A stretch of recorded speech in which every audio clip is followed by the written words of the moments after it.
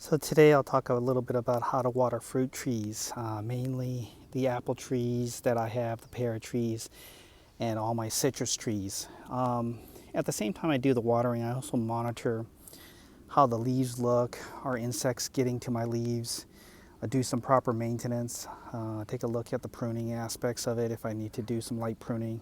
Most of my light pruning actually occurs mostly in the pre-spring, springtime to kind of stimulate additional shoots and growth. But I do monitor it, make sure that there's no small stems growing into the center of the plant, specifically like the pear tree and the apple tree. I wanted its energy to focus on the outer stems, or the stems that are not pointing directly and crisscrossing into the center. And so what I typically do is just monitor early on, because if you have a stem that's growing, a branch that's growing and diagonally growing into the center of the tree, you're going to have to cut it off eventually. And there's no point in letting the energy and the nutrients be taken up and take advantage of all the nutrients that could go somewhere else. So that's why I'll go ahead and monitor that. But the first thing I do is I'll go ahead and take a look at this, and I'll use a meter stick. And let me go grab that. Sorry guys, I forgot where I put that. I must have put it inside. But what I typically do is I have both a pH stick and a water stick.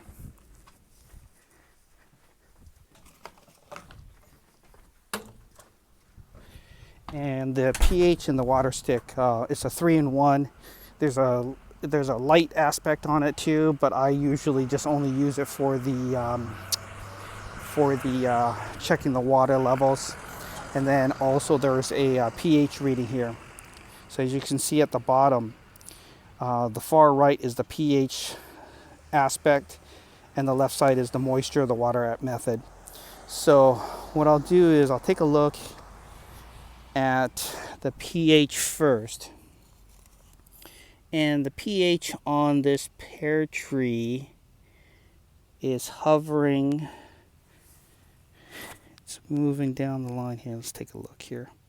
See if I can give you a good shot on that. So it's moving closer to below 7. By the time it stays in here for about a minute, and so it'll be about 6.5, which is fine. I'll probably go ahead and add a little bit of peat moss on the tops of that and kind of work it in. I've kind of stopped using the soil acidifier or the aluminum sulfate, sprinkling the granules on there. I did that early on in the wintertime when the soil was getting more acidic. But as I told you before, the citrus plants like to have more of a acidic soil, and so I make sure the citrus plants are that way.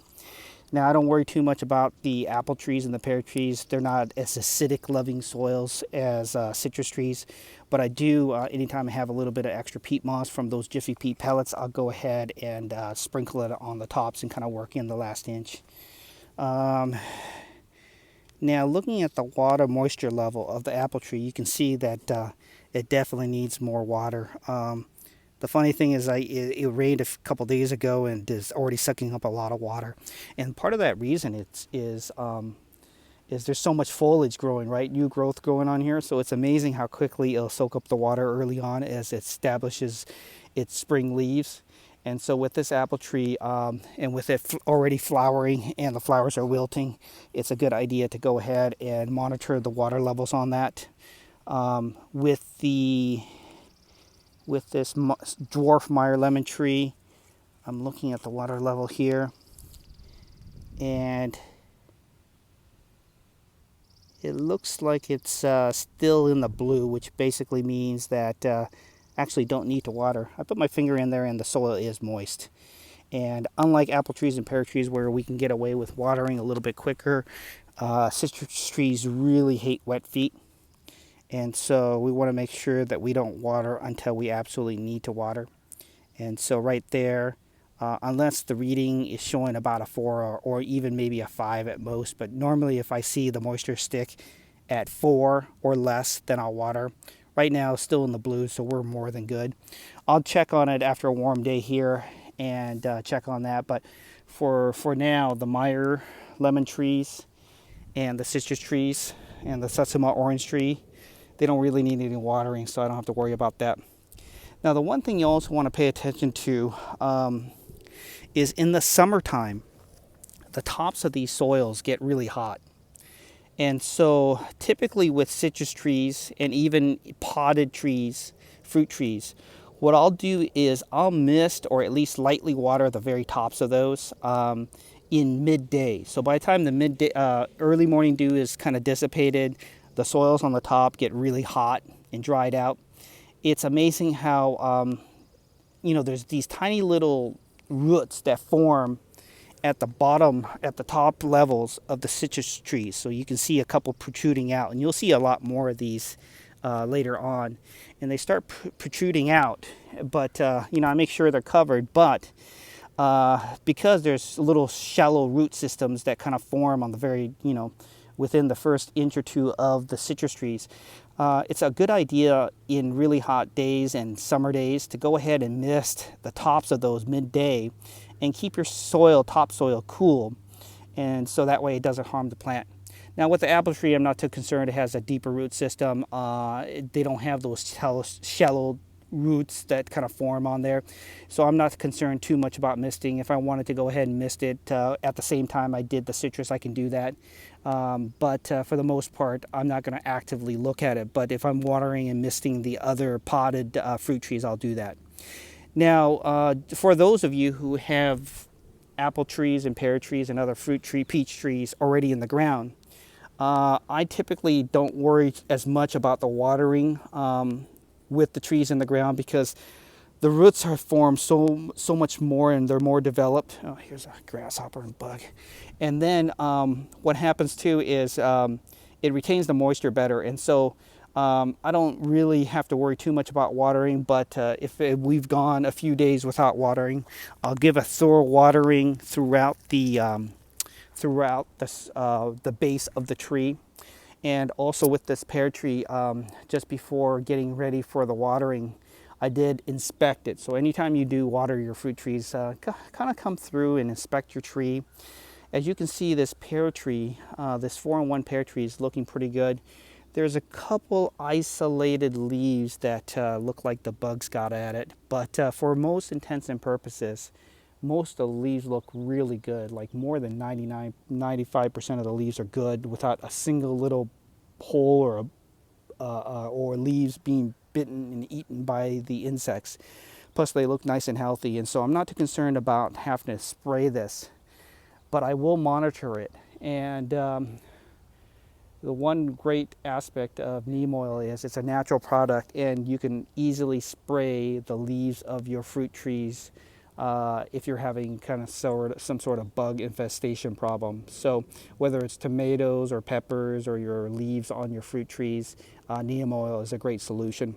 But I won't need to water this because the soil here is damp already, and it has a better root system, and it's in the ground. It's with potted plants that you have to really pay attention to make sure, potted fruit trees, because they tend to dry out very easily.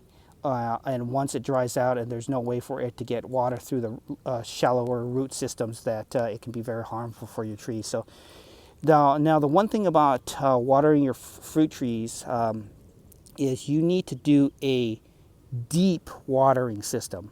It does not want frequent watering at shallow levels. So make sure you avoid watering your fruit trees at a shallow amount, and avoid watering it many times.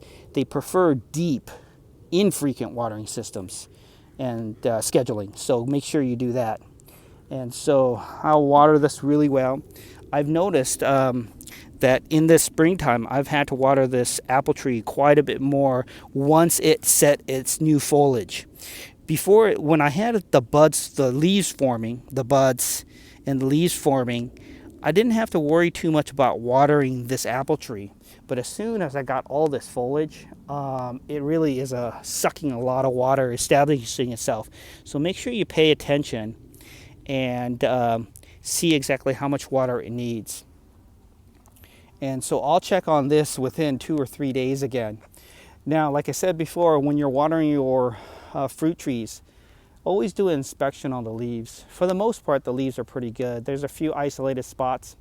And you know what's amazing is I'll come through the garden quite a few times throughout the day. And almost every single time I come through here, I'll find at least one or two grasshoppers either on the apple tree or the pear tree. And so me being me, I just go ahead and pinch those grasshoppers. I don't know what you guys have in your area, but in my area, I have these little tiny green grasshoppers that have wings on it that fly and hop through the air. And so they can go ahead and cover really, really long distances. And plus, they're in the grass too. And so they jump from the grass onto the fruit tree leaves. And so I go ahead and pinch them and kill them immediately as soon as I see it, because they can go ahead and they'll sit on the leaves and then end up chewing through the leaves. And so with the apple trees, fruit trees, I have a grasshopper problem where they'll go ahead and bite the tender leaves, and so you'll end up with holes in your leaves. So I typically go ahead and make sure I look for the grasshopper problem. I don't have so much of an insect problem with the leaves because they're more shiny and leafy, and has that kind of covering on here on the citrus leaves. But I do monitor the undersides to see if I have any aphids and other things that are hiding out on there. And I'll just take my hand and just brush them off. I kill them, but I basically rub them off at the very bottom side. Plus, the longer insects are on the undersides of your leaves on your citrus trees, the more they can be carriers of diseases and other things. So I try to shake them off. Now the weather's getting warm enough out here it's warm enough in the morning where I probably can start bringing the citrus trees out here full time. My citrus trees have been spending the whole entire late fall, winter time, and early spring indoors under the grow lights. But it's about time where I can go ahead and leave these out here now. The citrus trees, both the Meyer lemon trees and the mini dwarf Meyer lemon tree, don't need any watering today. And it's very critical with your citrus trees to not overwater.